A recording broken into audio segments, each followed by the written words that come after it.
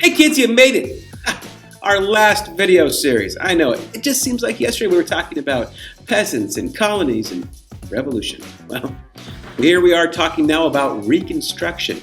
Reconstruction was that period of time after the Civil War where the North and South had to figure out how to get along again as one nation. This is after 4 years of literally killing each other on the battlefield. Not an easy task. We got some great questions for this unit, so listen up. Here they are.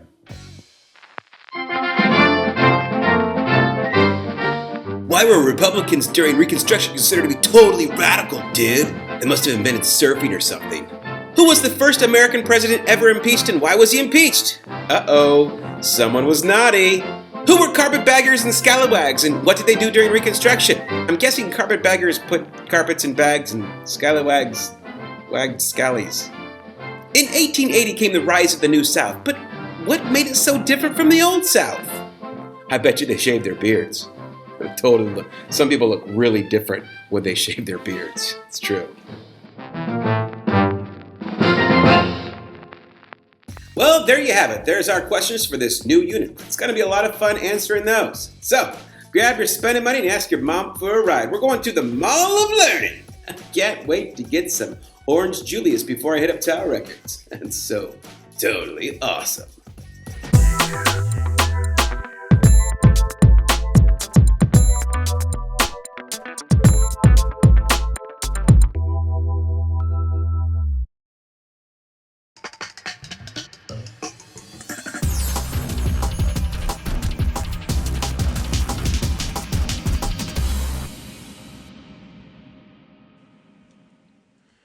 Let's start with the major problem the U.S. faced after the Civil War was over.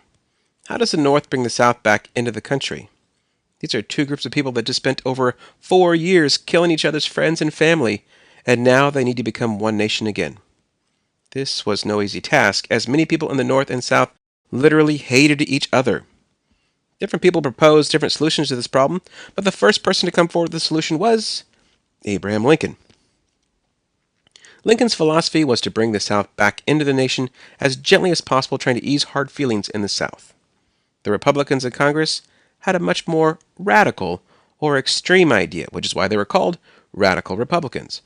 Radical Republicans in Congress were in favor of punishing the South for seceding and starting the war. This seems like yet another great place for a compare and contrast. Today we are comparing Lincoln's Reconstruction Plan with the Radical Republicans' Reconstruction Plan. Let's start with what both sides had in common. Both sides wanted to reunite the North and South. Both sides required that the Southern states adopted a new state constitution that would abolish slavery. And both sides had no requirement for the South to give the vote to African Americans or provide equal rights. Now Lincoln, on the other hand, had a plan called the 10% Plan. It was called this because it would require 10% of voters in the South to take a loyalty oath to the U.S. Once 10% took their loyalty oath, then the state could form a new government.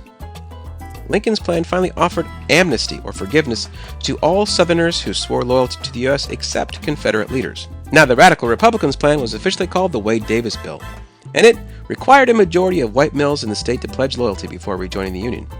It also only allowed white males who had sworn they had never fought against the North to hold office in the new government. Finally, former Confederates were not allowed to be part of any level of government. As you can see, the major differences between these plans is the amount of people who had to swear loyalty to the U.S., who those people could be, and what former Confederates could do in the government. Congress passed the Wade-Davis Bill, but Lincoln refused to sign it. Meanwhile, Lincoln's plan had no chance to pass through Congress. Both sides were at a stalemate, and they needed to compromise. We'll never actually know what compromises these two sides could have worked out, as before they could work out a deal, Lincoln was assassinated. It would be up to Andrew Johnson, Lincoln's vice president, to work with Congress to come up with a compromise. Now, Abraham Lincoln was known for wanting to work with people who disagreed with him, and Andrew Johnson was in many ways the direct opposite of Lincoln. While Lincoln was from the North, Johnson was from the South. Lincoln was a Republican while Johnson was a Democrat. Now, at the end of the war, Lincoln wanted to find a way to provide rights for African Americans. Johnson, on the other hand, believed whites should control the Southern governments. Obviously, Johnson working out a compromise with Radical Republicans was going to be no easy task. We will talk about how Congress and Johnson worked out, or didn't work out, a Reconstruction Plan in Part 2 the President versus Congress. But before we end today's video, I want to talk about the Freedmen's Bureau. Before Lincoln was assassinated, while debating Reconstruction plans with Congress, other things did get done. Even though neither side had Reconstruction plans that included expanding rights of freed slaves, they both agreed something had to be done to help them transition to their newfound freedom. Thousands of slaves after the war were suddenly homeless, with no job and no education. To help with this problem, Congress and Lincoln created the Freedmen's Bureau. The Freedmen's Bureau provided basic needs like food, clothing, and medical services.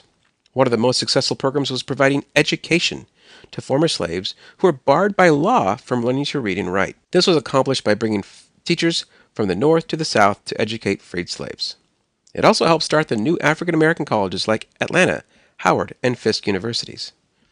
In addition to basic needs and education, the Bureau also gave freed slaves access to land that had been seized in the war by the North, and provided transportation to areas where jobs were available. In addition to helping freed slaves, it also helped out the Southern whites, who helped the North during the war. To this day, the Freedmen's Bureau is still seen as one of the most successful Reconstruction programs that was put into place. So what? Well, if you can answer the following questions, then you'll learn what you needed to know.